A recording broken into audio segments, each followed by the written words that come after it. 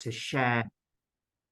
That will allow us to share the content as part of the follow-up, and that will be available shortly after the event. If we could also kindly ask, if you're happy to do so, to add your name and company name to the chat for us now, so that we know who's with us, that would be brilliant. So I'm delighted to be joined by colleagues from Cohesion today. My name's Dave Beasley. I'm the Social Care Talent Director here at Cohesion. I'm joined by Anna, Cohesion's Retention Lead, and Jigasa, Cohesion's Data Analyst. Together, they will be bringing to life our extensive data and real feedback from the many exit and retention interviews we conduct right across social care, as well as sharing insights from other useful data sources led by both Cohesion and other sector leaders. We have rather an important question to answer, don't we? Is retention better or worse? And I suspect many of you will take a good guess at what we're going to find as we walk through our presentation today. But whether we answer in line with your own experiences, what we do hope to do is share some useful solutions we've seen work in practice. And on that note, we're also joined by Mel Saywell, who has over 25 years working within adult social care. And in Mel's current role, she offers support and guidance to organisations surrounding culture conversation workshops, action learning, and people strategies as a freelance facilitator. Mel's got a great case study to share with us from her work, specifically focusing on improving both recruitment and retention. So really delighted to have Mel with us today. Also, if there's time at the end today, we hope to run a poll so that you can share what you're experiencing. And we'd also love to open up the conversation so that you can speak with your peers in the room today, if that would be useful too. So we'll see how we get on from a time perspective later on. Very quickly, before I hand over to Anna and Jigasa, for those of you that may not know us well, Cohesion deliver recruitment and workforce solutions across all care settings. We also run early talent programs for some of the largest UK corporates. So all of that expertise puts us in a strong position to share data and insights with you from what we're seeing across the social care recruitment landscape.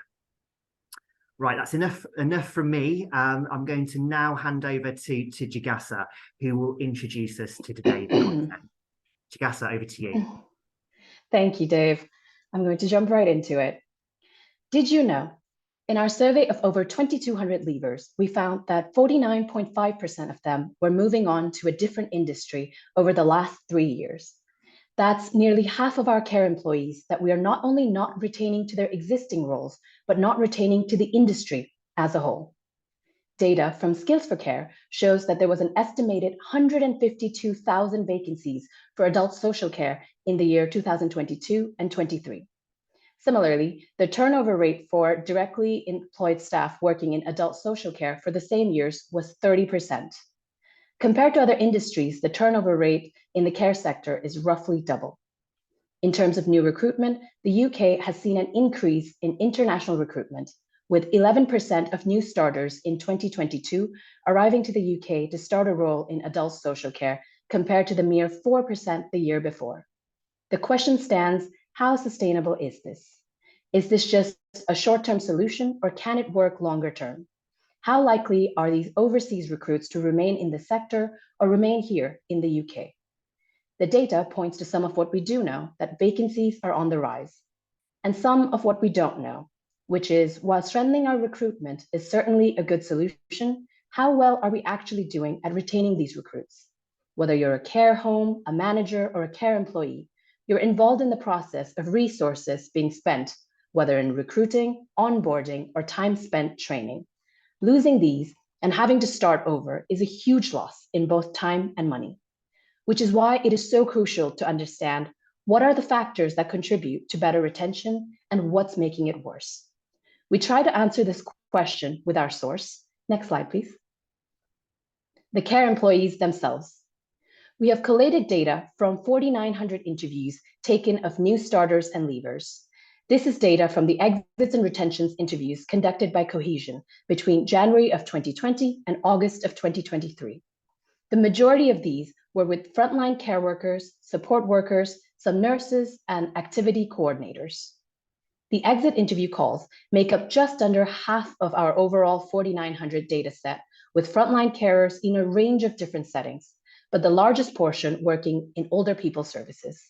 The remaining half, that is the retention calls, were completed at the 2-week and 8-week anniversary of these recruits starting their new job. Similarly, 1,600 plus survey responses were gathered from applicants to care to gauge what other sectors they're applying to and what is important to them when they apply for a job in care, and more specifically, what makes them hesitant to apply for a role in care. We have focused on 3 years of data to help get an understanding of reoccurring problems and issues that care employees face. The questions we ask are trying to gauge how happy any care employee is in their role, whether it is, what did you enjoy about your role? What did you like least? Were there sufficient one-to-one meetings with your manager? Did you receive the training you needed for the job? How they rated their inductions, and whether or not they felt valued in their role. Starting with the most important question of all. Next slide, please. What were the care employees' main reasons for leaving? Family, domestic, and personal reasons ranks as the top reason consistently across all 3 years. Now, personal domestic reasons could be assumed to be outside of the organization's influence, and often this is the case. But there are threads of information that suggest that these could be things that would have helped employees to stay if either managerial relations were better or more flexible working arrangements could be adopted. Also, there's no reason to see these as completely unrelated, mutually exclusive reasons, despite being ranked. For example, there's also a link between working hours, shifts, and family, personal, and domestic reasons. Because often a change in family needs means working hours and shifts are no longer suitable where they were previously. So we cannot be too quick to box this reason as completely out of our control. Meanwhile, relationship with manager, management style ranks as the top 3 reason across all 3 years. This too can link to varying frustrations surrounding other subjects surfacing as a lack of support and hence falling into this category. A career change or working hours have interchangeably ranked 3rd and 4th across the years. During the pandemic, the sector borrowed people from other industries, which have since opened back up and pay more. So we're seeing people return to where they were before in industries like hospitality and retail, which feels like a missed opportunity, that we had such an influx of new talent, but the sector was not able to retain them. It is also worth looking at pay rates as a reason for leaving. We've seen this reason increase by 1% each year over the last 3 years. And while people aren't leaving en masse because of pay, it does crop up as a reason for people being hesitant to apply to care. According to the Skills for Care data, care workers need to be paid around 60p more than the national living wage to see an improvement in the turnover rates. However, we can't just assume that this reason for reason isn't also just a consequence of the ongoing cost of living crisis. As employers, we might need to look into tools such as on-demand pay to help the employees in need. All of this is showing that the data surrounding the main reasons for leaving has more or less remained the same across the years. You can see these concerns in data form, or you can see them in their own words in the form of comments. Next slide, please. There is an individual unable to work due to childcare responsibilities, another with complaints surrounding the lack of shifts, and another feeling unsupported by management and the company. These might be familiar in one way or the other. For us, we know that we have heard echoes of these complaints over and over, and yet we continue to hear them. Every interview, every survey, we ask our care employees for comments, any additional suggestions regarding their job roles for improvement, and they have been telling us. So our approach is thus to listen to thousands of comments made by the same individuals that we're trying so hard to retain. Next slide, please. So in such an attempt, we have personified these comments to really try to dig deep and understand who these people are, what their lives are like, and most importantly, how we can help them. Over to you, Anna. Thanks, Jagasa. And so please do meet the care professionals. We have here a new mum, Lisa, who is a long-time care employee, whereas Maxine is new to care. Similarly, Olu is a young male care worker working as a bank worker. Between these three, they represent the top problems faced by employees in care. Let's see if we can solve their problems. First, we have Lisa. Lisa has been working in the care sector for 10 years. She has extensive knowledge and is a valued member of the team. She has helped train several new recruits and even stands in to lead the team wherever necessary due to her vast experience. So she's just really happy to step up and share her knowledge. The problem is that Lisa has had a change in her personal circumstances due to childcare responsibilities. She's no longer able to work a late shift. Losing Lisa could be a big blow to the team and potentially upset the wider team dynamic, as Lisa has built some really strong working relationships there. She's feeling quite disheartened because she's not ready to give up the job that she really loves, but despite speaking to management, she's not able to adjust her shifts to suit her. If this carries on, she's going to have to find a different job and also maybe even look out of sector to allow her this level of flexibility that she needs. Next slide, please. Lisa represents one of the 82% of the adult social care workforce, which is made up of female workers. And it isn't just females. We see domestic and personal responsibilities have continued to be the top reason for employees to leave in the last 3 years. Add to this picture that the shift pattern is currently the fourth most common reason given from our exit interview data. We hear from employees that their personal circumstances change, that shifts that were once suitable are not anymore. What we hear from organisations that we engage with is that offering flexibility and that flexible working is actually really hard in practice. Some will even tell us that it's simply impossible to offer that level of flexibility. Next slide, please. Our response to this would be that we do understand shift planning for managers isn't easy. It's long been a problem, but technology is advancing. And so investment in this for your managers may give them the tools they need to make this work. The alternative is losing good people. From an employment law perspective, changes to flexible working requests are coming. The Flexible Working Act is under review with the Flexible Working Bill. This will be giving employees more opportunity to request flexible working and making the process shorter and easier to apply for. Looking to see what the NHS are doing, they have included flexibility as a core part of the message when advising trusts on their retention strategies. Use of bank workers and sharing employees across services is also another recommendation. They recommend having open and honest conversations with the whole team to see where needs and adjustments can be pieced together and accommodated. Excuse me 1 second, the lights have gone off. There we go. So I think I was saying they recommend having honest conversations for the whole team to see where needs can be adjusted. And by this we mean don't wait for somebody to ask, or worse still, they don't ask, they just leave. Have regular one-to-ones and directly ask, are your shifts still suitable for you? On to our next character, please. Let's meet Maxine. Maxine is new to care and very excited to begin her career in care. She's eager to grow and to learn and to progress. She's excited by a career progression potential that might be available to her and wants to talk about these opportunities. But she's feeling as though her manager isn't supporting her to achieve this goal. Maxine's story is common in that we often hear people tell us that they don't have access to their manager and that one-to-ones aren't always happening regularly. Next slide, please. So 60% of new starters told us that opportunities to develop was something that was important to them. And as early as the 2-week point, 72% of new starters want to develop. 70% of leavers wanted more personalised learning and development that will go beyond just the mandatory training. Our retention data tells us that one of the top reasons people tell us that they are happy is because of positive relationships with their managers. The happiest new starters are those that get to deliver high quality care and have positive engagement with their managers that spend time with them. Of the 80% of new starters who are happy in their role, at the second retention interview, 82% of them are receiving the support they need from their line manager.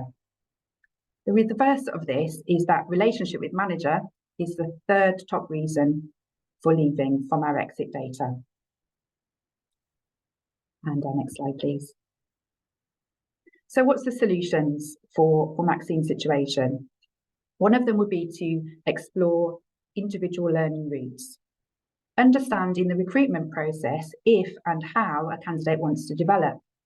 Some will just want to become great carers, and that's fine. Not all employees want vertical progression, i.e. they don't want to be managers. Some may want to specialise in topics such as dementia or maybe autism. Another solution would be to start the learning early. Include online learning in the onboarding process, which gives candidates the opportunity to access this while they're waiting for their first shifts. Discuss learning and development regularly during one-to-ones, and particularly those first early one-to-ones, and then on an ongoing basis. You can use the tools such as Care Character to facilitate these conversations. Care Character is a recruitment and retention assessment tool specifically designed for the care sector. As part of the recruitment process, candidates complete a short online assessment that's designed to evaluate their behaviours and skills across the 7 qualities of care. One of the reports is the development report and is used by new staff members and their line manager to guide learning and development, which helps improve retention. Training for managers. Ensure managers are competent to have meaningful one-to-ones and are conducting stay interviews. Stay interviews differ from retention interviews in that they specifically explore what it is going to make somebody want to stay with you, i.e. what development do they want, and agreeing how they will be supported to get there. Buddies and mentors specifically can support you in identifying development opportunities and foster growth. And support very busy managers with lots of other conflicting responsibilities. It really helps to widen the net for this support. And next slide, please. And please welcome our final character. This is Olu. Olu is a 19-year-old health and social care student. He's currently working as a bank position in care, and he wants to do this alongside his studies, probably for the next 3 years. Unfortunately, his induction was poor. It was conducted by an agency worker, and he's not yet had his uniform. As he's a bank member of staff, he's feeling the priority for shifts is being given to the permanent members of the team. He doesn't feel as part of the team at all. And he's feeling like a sense of why waste resources and training on someone who doesn't plan to stay long term.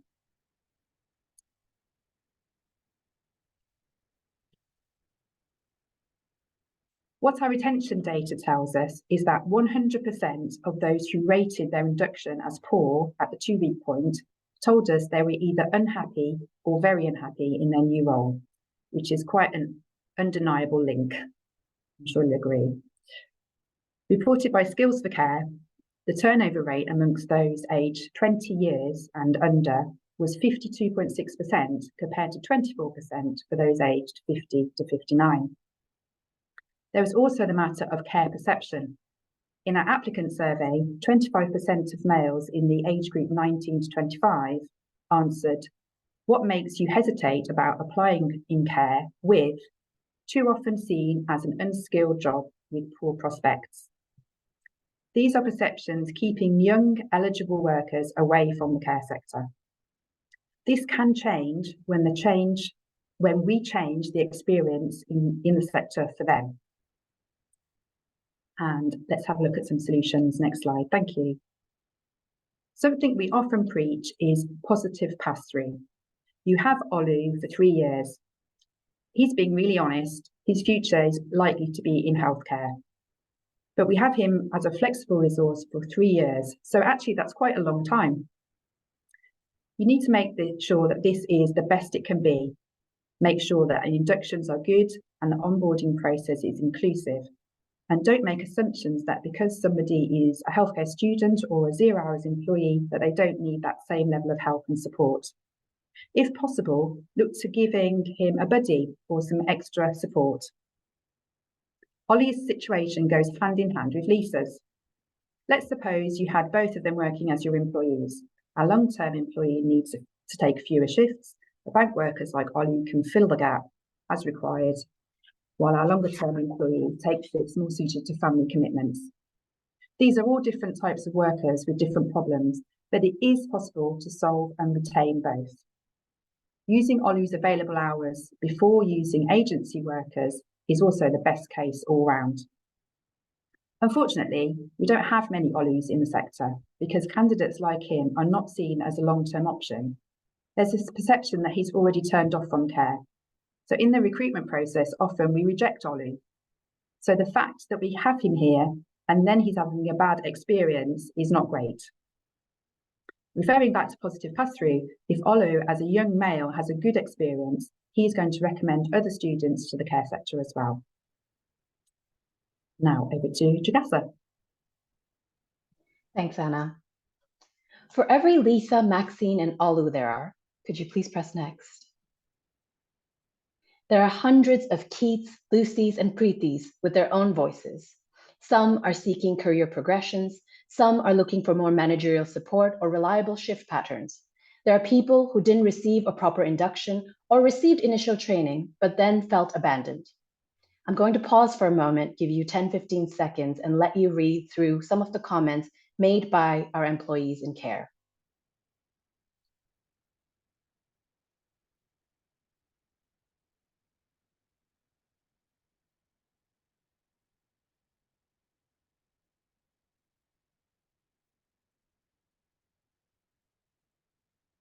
Thank you. So what can we do? Next slide, thank you. According to our data, over 36% of care workers still haven't had a review meeting with their manager by week 8 of employment, despite the fact that relationship with manager has remained the top 3 reason for employees leaving for over 3 years. We have had an outpouring of comments regarding the lack of managerial support, and this is why regular catch-ups and one-to-ones are so important. According to our care survey, the top 3 features important to candidates when searching for a job are job satisfaction, training and development opportunities, and a good work-life balance. Similarly, next slide, please.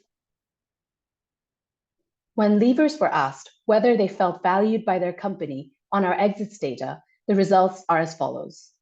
33.87% rated it as poor, which is echoed throughout the surveys where employees are asking for more and more support. All of this highlights things that we can change, and that is how much improving onboarding, training, and career progressions plays a vital role in making sure that people who are new to care and not just want to do, but actively enjoy this line of work, get to grow and thrive within their roles and beyond. Getting regular meetings, check in with your manager, and getting appreciated for your job is such a human element that can make someone feel more connected. And in a business that's all about caring and human connections, it is only fair that the managerial side should reflect this to some degree. While family obligations might be something we cannot tackle and is an inevitable form of loss of some of the care employees, what we can do is something about changing care perceptions and definitely making them feel more valued. Over to you, Anna. Thank you, Jagasa. So it's not all doom and gloom. To find and then retain new carers in the sector means looking in new places, doing things differently and encouraging people with no experience but the right values to join. The good news is that values-based recruitment does work, so long as new to care employees are given the support and training needed to be successful.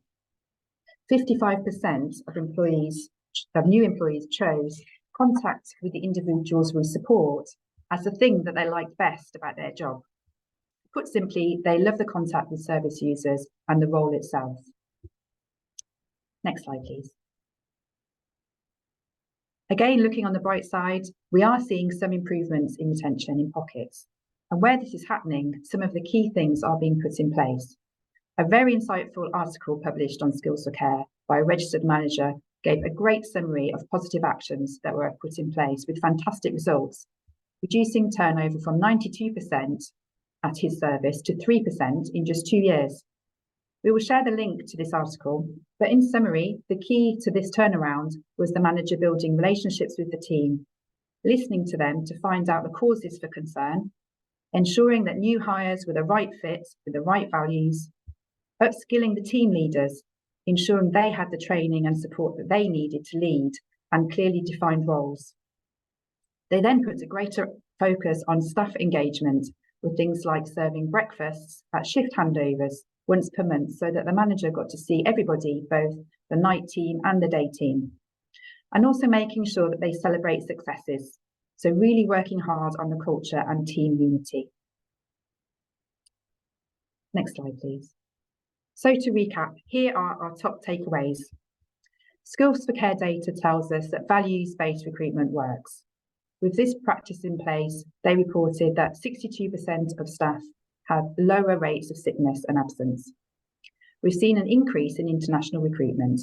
This is in part bridging the gap currently, but the question still remains as to how sustainable this is.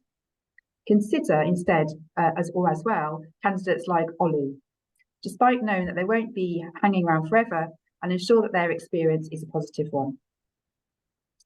Give new employees a best start. A good induction can start way before the first day. Pre-boarding, e-learning, tours to meet the team, having a dedicated buddy ready to welcome somebody, having name badges and uniforms ordered ahead. These are all actions to ensure that inductions are a positive experience. Having someone inducted or having someone induct a new person who themselves is disengaged and doesn't want to babysit the new person is the exact opposite of a good induction. And yet, sadly, we know this sometimes happens. Have a retention strategy with a dedicated lead to champion retention at senior leader level and drive forward initiatives to improve retention. This is certainly something that the NHS is doing. In order to have a well put together strategy, you'll need to be informed by your data. We've shared some of our data with you today, but do you know what the top issues are in your organisations? Do you know how many Lisas, Olus and Maxines you have with similar challenges? If not, consider reviewing the use of retention, stay and exit interviews to gather this information and inform your plan. Better rotas, so good e-rostering, support flexible working and give managers the tools they need to give this flexibility that their employees need. Look firstly at offering flexibility to contracted hours employees, offering overtime to some, use of bank staff effectively. This could significantly support retention and reduce temporary staffing costs. We hear that more flexibility and more notice on shifts is what carers want. It's hard to achieve, but it shouldn't be impossible. And finally, allow managers to manage. Give them the tools to get it right. Their priorities will always be to provide the best care possible for their residents and service users in their settings, but this cannot be at the expense of not prioritising the team as well and spending time to support and develop them. Over to you, Dave. Thank you both. Some really interesting insights there, and I'm sure much of this may resonate with some of us in the room today. And look, it sounds easy to fix, right? Well, look, we know it's not, but hopefully some of the solutions we've talked about today, again, also resonate with things you're also looking at internally in your own organisations. So thank you very much. We are now next on to our guest speaker today, Mel Saywell. So Mel, I'm going to invite you to come on, switch your camera and come off mute and talk us through your content. Great, thanks, Dave. And yes, thank you, Anna and Jagasta. Those the data there gave me goosebumps because it made me realise that everything that I'm going to say really does link in with what you said. And the data that you have, you'll see from the examples I give, are the things that we've experienced as well. So just to recap, I am a freelance facilitator. I focus on culture. I'm also an investors in people practitioner, working with organisations to make work better. And for perfect balance, we talked about work-life balance just now. I'm also a fitness instructor, and I'll also link to that later on about job crafting. But over the last 25 years, I've worked in adult social care, a mix of running care homes and home care services, opening new care homes, mentoring and supporting leaders, and then working with leaders in other organisations to help them to improve how they support their people and to identify ways that they can improve their culture to be able to support their people in the organisation. What shall I do, Dave? Shall I nod instead of next slide? I'm going to nod. Okay, so over this time, I have worked with some homes that I've really enjoyed, low turnover, low sickness, some great feedback from customers and from their employees. Employers that have worked a long time in an organisation and have even grown through the organisation into management positions. Equally, I've worked with organisations that have a high number of vacancies, lots of applications coming through, in particular jobs boards, that involve a lot of time to sift and to find the right people to invite to interview. And then when they do invite them to interviews, they get a lot of no-shows. Then when they've had an interview and some people are successful, there are people that can take 8 to 12 weeks before they can join the organisation. And they then might leave because their induction isn't great. We add that to things like sickness and agency costs, excuse me, sickness and agency costs, where we end up with burnt out team members that are struggling to provide the high quality and support for their residents. So those are things that you'll see that Anna and the team have mentioned. I've experienced those too while talking to the care homes. So I'm nodding. Next slide. So when I those care homes and asked why they were experiencing those difficulties, the comments were the pay rates weren't good enough. We can only accept online applications. We can only accept interviews in office hours. Applicants can only have to work every other weekend, which is only fair to everybody else. Shift patterns don't work for them. Applicants want full time, and recruitment checks are taking too long, where people then lose interest and go somewhere else. And so that reduces the pool of potentially amazing care workers. So I was curious, why were they accepting this and why were they struggling? What had they tried to do to get around these challenges? Luckily for me, I worked with leaders that were also curious and determined to find the solutions, well, some of them. So I did it anyway. And I've combined a number of scenarios and clients, but the information is the same. Some of the things that we did was we introduced a shorter application form, a hard copy application form and CV application by just introducing a way or allowing people to apply quickly and easily. It opened up the pool of people that weren't able to apply online. We also ensured that the application form didn't have all the information that we were seeing. So, sometimes they were 2 pages long. We shortened it right down to, who are you? Why do you want to work for us and how do we contact you? And introduced a personal approach to shortlisting. Give them a call, find out about what it is that they're looking for, let them understand what the role's about. Because it's important that they know what the expectations are this end and we know what they're looking for. So we tried these things. There was some resistance in care homes as these sort of things take more effort, more time, and not the way we do recruitment, but we did it anyway. Carried on to that were things like personal emails, interview assessments, the values-based interview assessments. We reviewed, or those organisations reviewed their assessments to make sure that they were focused on their values. And when they invited applicants to interview, they made sure that they knew exactly what was going to happen at that interview, who they were going to meet, what they were going to do when they were there, the sort of things that they might be asked, so that they felt prepared and confident and they didn't back out at the last minute. On the day of the interview, we made sure that everybody, or those clients made sure that everybody knew the applicants that were coming in. So they would be met, welcomed, they knew their name, they might have a car park space ready for them, and they would be shown to the room with making them feel at ease. It's only fair to add at this point that I cheated a little. We consulted with Neil Eastwood, who's the author of Saving Social Care. And I'd been pirating or rebelling around and needed some backup.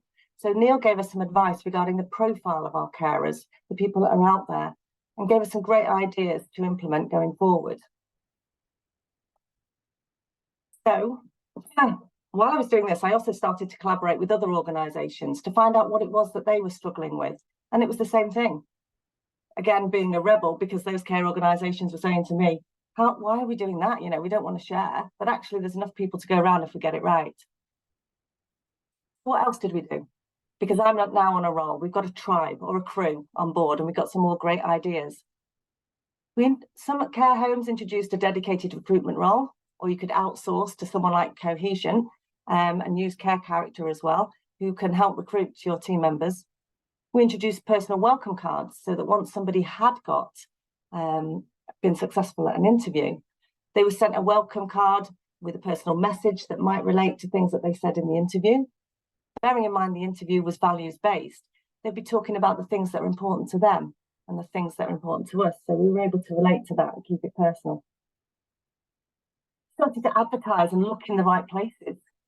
Following the information from Neil, we knew that we could do different things. We started to link in with Dementia UK, over 50s groups, all sorts of groups, mother and toddler groups, groups where there might be people that weren't actually looking for a job, but once they knew what we were doing, they knew what the sort of roles that they could come into, and they knew the flexibility that could be offered to them. They were now interested, and that could open the pool of people that were available to us. We identified champions, or they identified champions within their workforce, champions that were great on social media, so they could share things on Instagram or also on the WhatsApp, because that was quite new coming in at the time, or more popular coming in at the time, Facebook, etc., and start talking to their friends. There are other ways as well. There's an app called Care Friends that you could use. One of the other things we looked at was job crafting. Now that's something that I can relate to because I moved from my full-time role into 3 different roles where I'm able to do lots of things that I enjoy. So it gives me a win-win. The same sort of thing can happen here. We were, or those organisations were, looking at people who were applying and they wanted a full-time role, but they'd only got part-time hours for an administrator, for a carer, for a housekeeper, for somebody in the catering roles. So job crafting is a great way to be able to get people into your business while still meeting their objectives, while still being able to fill your posts and getting some great people involved. This can also help with developing new skills. All of these things are going on in different places, so I am cheating. It wasn't one care home that did all of these. Along with job crafting, there were some really creative ideas around rotas. Everybody wants full-time, that's great. We could do the job crafting, but some people really couldn't cope with or around their personal circumstances. And I think, if I just remember rightly, the top reasons for leaving that you guys mentioned were family and personal and domestic reasons. Well, these things can be resolved by looking much more creatively at the shift patterns. Some care homes were able to offer, instead of an 8-3, 3-10, 3-10, 8-3, 3-10, 10-8 to the care workers, they were looking at shorter shifts or longer shifts, or every Friday night or every Saturday. One of the reasons for not being able to find employees that could work every other weekend was because they couldn't. Whereas if they found employees that could work every weekend, that could offset those employees that couldn't. We wanted to be able to make sure that everybody knew there was some flexibility around. So they mucked about with the rotas. There were some earlier and later starts, shorter starts, and some creative ideas being used. One care home, which we then rolled out to others, recruited over budget. I've done that face because that was something that they were like, we can't do that, we've got a budget. But once you start looking at holidays and sickness and training opportunities, this gave them a real opportunity to over-recruit and to plan ahead. And we gave some training to managers on how to manage this. The impact of this is that everybody knew what the expectations were on both sides. People were able to have a more personal contact. They were able to speak to the employer or the recruitment, dedicated recruitment people in the care homes, and find out more about the role. And the ones that wanted to progress their application were then invited to interview. That resulted in less no-shows, very positive feedback on the process. Even if they didn't get that particular job, they might have found a job within the organisation that they could do. So in some instances, they were offered different roles, having had conversations about that. In one care home, we saw a reduction from 59% to 20% turnover. And in reality, for them, that meant 45 people in a year to 17. In summary, for this part of it, it's looking and advertising in the right places, being open and honest about roles and expectations, inviting and recruiting the right people, and making sure they feel special, holding their hands. So now we've got them, but how do we keep them? Whilst pay is an important factor for everyone, the most important factor is the culture, the way we behave, what it looks like and feels like to work here. I was just looking at somebody come up in the chat, so we'll answer some questions afterwards. Thank you for that. So when people are well led, feel trusted and empowered, when they're involved in decision making and have opportunities to grow, and they know that their future is important to you, they'll show up. They'll show up mentally, physically and emotionally, and they'll tell everyone how great it is to work with you. And in 2023, we know now more than ever that employers have got to get the culture right. So once we've found and recruited the right people, how do we keep them? How do we keep the most valuable asset in our organisations? As we were seen before about the induction and training, this is what we need to look at. First, we need to get things right. We need to start right. If you move on to the next slide, please, Dave. Great. So we need to make sure that we get the training, the induction, and the handbooks, for example, the guides right. We need to communicate their journey. What does the next few weeks look like? So instead of walking into a daunting environment, not knowing what the end of that tunnel looks like, they'll know what the next few weeks look like. We need to hold their hands. We need to make sure that the induction is something that they feel comfortable with, something that they feel at ease with. If they're brand new to care, it needs to be thorough. But one of the things that was introduced that worked well in one of the care homes was a post-induction. So 4 weeks later, they met up with them to see if what the induction said was actually what it looks like. And that was opportunities for feedback as well, for them to then continuously improve their induction. Mentoring, we talked about mentoring earlier, not only having a peer or a buddy to mentor them, but mentors getting the training so that they are able to really support them and having the time to do that. So that it's not just something that they've got to try and fit in with their own job. Dedicate some time to be a mentor. One-to-ones with their line managers and with other team members, and opportunities for feedback. So if that new starter's got all those experiences, they've now got a good start to be able to continue their career. But then how do we keep them? We've got the people engaged, we've got them, they've joined us, we've got the vacancies filled. How do we make sure that we keep them going forward? One thing I found when I was working across these different organisations was that where there were struggles, next slide please, where there were struggles with recruitment and retention, there was often some development needs around the leadership. I'd like to mention here accidental managers. So accidental managers are managers that have been great at their job, whatever that job was before. It might be a lead support worker, but they've been recruited or promoted to leadership roles with little or no training. And despite being experts in their previous roles, without the support and guidance, they struggle to lead and support team members. So accidental managers can unintentionally destroy the culture, ruin the spirit of their people, and ultimately the success of the business. You might know someone in this position. You might feel that you've been in that position. And it's important that alongside everything else, we find ways to make sure that we've got great leaders leading the culture of the care environment. We need to assess their leadership skills. We need to provide support and training. They also need mentors. They also need buddies. And we need to open up culture conversations and have workshops to find out what it is for them that works, what it is that they need. And for those people working with them, what does it feel like and look like to work there? In this way, we can create a culture of continuous improvement. Now, this little diagram here is quite small, but this is one of the models. There are many models out there, but one of the models that you can look at. And and use to assess how things are in your environment. Does everybody know what the vision is, what the values are of the organisation? Are they living the values? Are they behaving in a way that looks right for our organisation? If those managers are leading that process, they can make sure that we've got the right culture, excuse me, to make sure that our people feel valued, that they feel well led, that their future is important to them. We need to create a people-first culture. Next slide, please. So if we recruit the right people with the right values, if we lead them well, support them, develop them and praise them, we should get the right culture.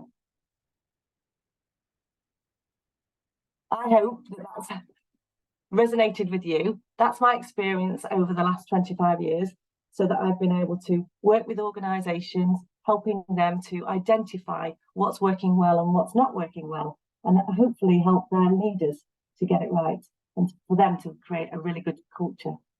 These are just some of the things that I've used and that have supported me and might help you. The values-based recruitment with Skills for Care, excuse me, Saving Social Care with Neil Eastwood's book. The Investors in People framework's really useful for you to be able to assess what's working well.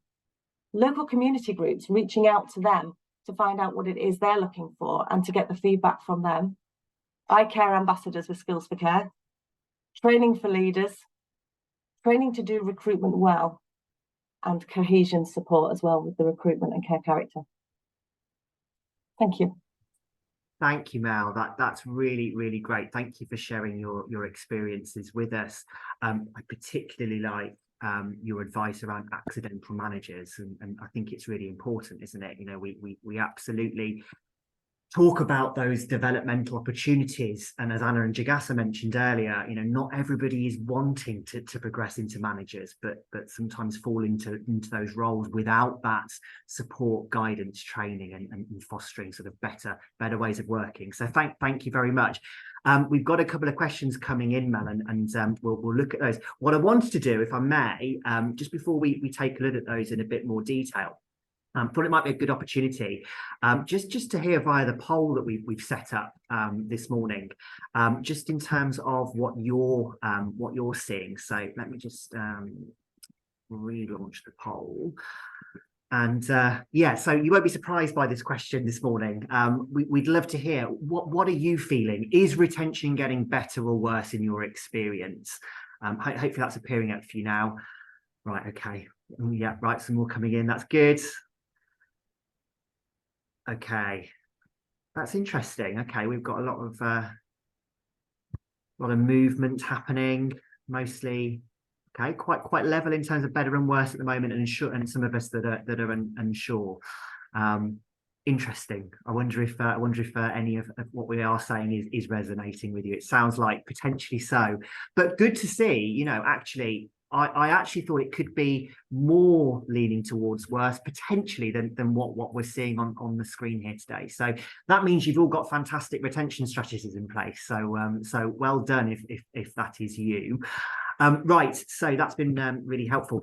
Shall we come to some questions? Let's have a look at what has come through. So Mel, you spotted it come through, so I'm gonna jump straight on that one if I may. Would you advise, and we can certainly give our advice on this as well, but Mel, from your experience, would you advise that managers do the screening and the interviews and the discussions in the recruitment process, or is that something that should sit centrally with say a HR function?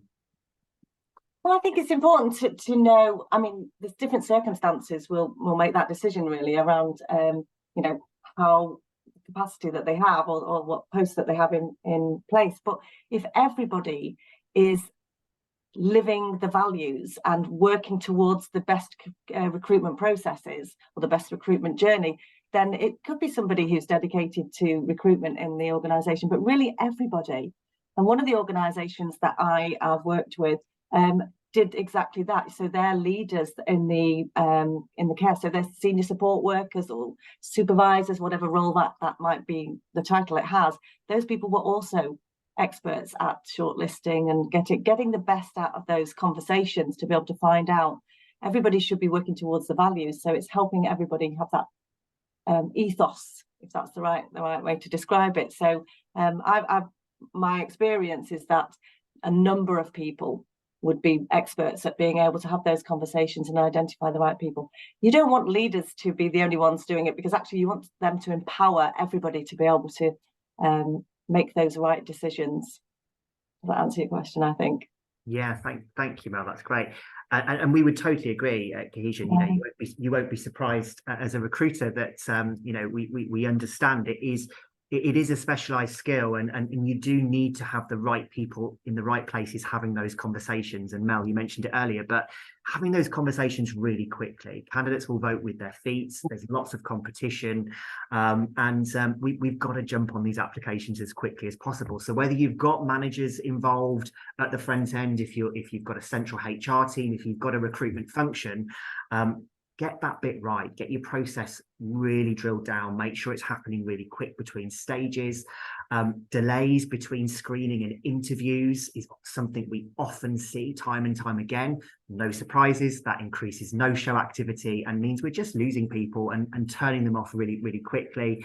But also recruiters or HR challenging. You know, we all know it's really, really difficult to recruit good people, and there are, you know, particular areas in the country or particular services that you'll find that particularly challenging for. But we need to challenge, you know, don't continue doing the same things, you know, really break down around, talked about the shift patterns, you know, challenge the service on that, support them to offer more flexibility. Do we absolutely need to be only recruiting drivers, or can we support people to get to the service? Do we really need experience only, or can we train and development? You know, these are all the things that whoever is owning recruitment, if they're having those conversations, that's where you're going to, in our experience, start to see some change. So hopefully that helps too. Mel, I think oh, sorry, go for it, Mel. Yeah. No, I was going to say, just to add to that with regards to the screening, one of the things I have also written down but didn't elaborate on was around the timing of those shortlisting, because, you know, the interviews and the shortlisting, they can be taking place at night. That might work for some people, and so I would say everyone that I spoke to and worked with in the end were open to having those conversations at, you know, weekends and evenings. You know, I remember one person saying to me, you know, well, if they can't to make an interview or a shortlisting call at 7 o'clock at night, between 9 and 5, then they're obviously not interested. But actually, that made a whole load of difference by starting to make those calls in the evenings or at the weekends, or asking them when it works for them, because that then meant we've got a pool of people that could make those calls and have those conversations that are all experts in the recruitment side of things. Couldn't agree more, Mel. You know, being accessible outside of core hours, you know, this is care. You know, we're expecting people to be flexible. Let's be flexible in the recruitment process as well. I probably don't have time today, but you know, we use AI in the recruitment process to support our teams, give access to candidates out of hours. There's some brilliant chatbot tools out there that still keeps the personalization and humanization in recruitment, but supports your recruitment team to do some of that. And video interviewing as well is another area that can support you as well. So there are tools that can support some of that if you don't have the ability to completely make your recruitment team you know, can conduct some of that out of hours.